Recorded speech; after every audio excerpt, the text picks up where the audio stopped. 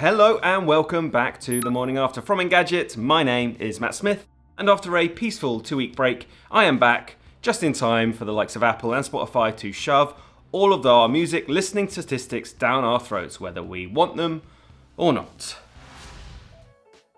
Yes, it's the most anxious time of the year. Spotify Wrapped, Apple Music Rewind, and Amazon Music Delivered are here to embarrass you for your choices musically over the last year. Apple wrapped up all of your stats in a bow with its annual recap of the year, all built into its music app for the first time. You can even access your replays from previous years, which is something Spotify doesn't offer on its Wrapped. Spotify, however, teamed up with Google's AI note-taking tech, Notebook LM, to generate a podcast with 2 AI hosts. They will apparently talk through your most listened to artists and genres, including how your taste may have changed over the span of 2024. And yes, it may be the top candidate for the worst podcast you'll listen to this year.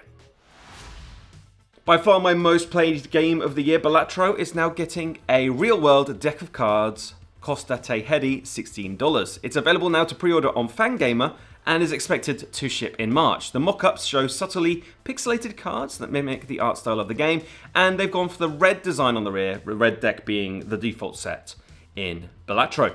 But what about the jokers, the cards that make the backbone of playing Balatro? Well, at least you get 4, not 2. Apparently you'll get the designs for Joker, Juggler, Blueprint, and Gros Michel. That's the quite iconic banana one. But it's a little frustrating that this deck of cards are not available to buy now. I mean, for other people. For the holidays, yes. Not meaning just to buy them for myself. No.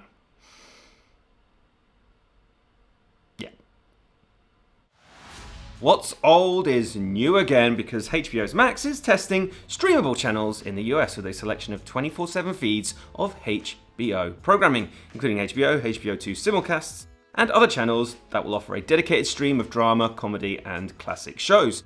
Now, it's not the first company to take this uninnovative approach to keeping folks watching. Disney+, Paramount+, and Peacock already offer something close to a linear channel. And if you didn't think that was dragging us back to the cable era, bundles are back too. One bundle gets you Max, Disney+, and Hulu for $30 a month, while Comcast offers a package of Netflix, Peacock, and Apple TV Plus for $15 per month.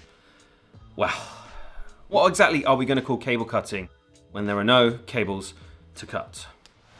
Intel did not have a good week, but who cares if Intel doesn't have a boss? Today, right here on this video, I'm talking about the company's second generation GPUs going up against the likes of AMD and Nvidia, with 2 new cards, both under $250.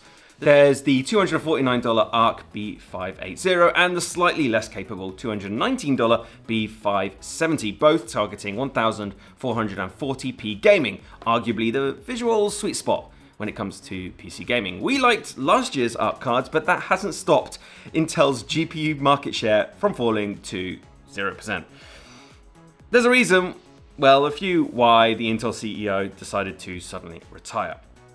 Anyhow, the B580 cards will be available on December 13, while the B570 models will land on January 16th.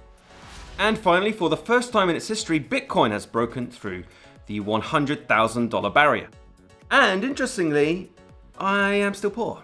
Yes, despite writing about Bitcoin for multiple years, I didn't buy any. Why? I could have been rich. Ugh.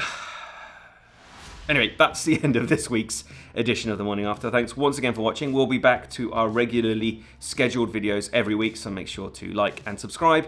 And yes, I hope to see you next Saturday.